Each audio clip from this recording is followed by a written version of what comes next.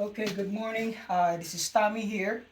We're replacing this old water heater, Smart 40 indirect. So I've been asked to make this video because a lot of people can't search on how to drain this thing because it looks like a bad design. There's no drain in the bottom. So when you're replacing it, it's still full. Look, okay, because the cold and the hot is on the top. There's no drainage for the domestic side.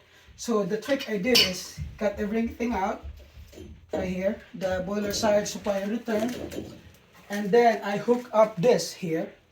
See that? I put a drain. So we know that the cold side has a tube going down all the way to the bottom. So for me to drain as much as I can is I hook up this coupling and a boiler drain with my pump, okay? So as soon as I turn on my pump, you can see it from here. It was full, I already turned it on a little bit. So it will suck in all the water from the bottom and it goes up and out the drain. So that's the quick trick, okay, to do it. So let me just have a quick turn on and then let's turn it off. So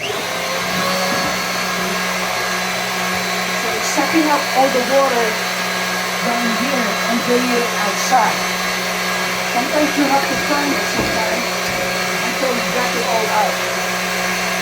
Okay? That's the quick trick. So you can feel it. It's sucking in the air. Okay? That's it.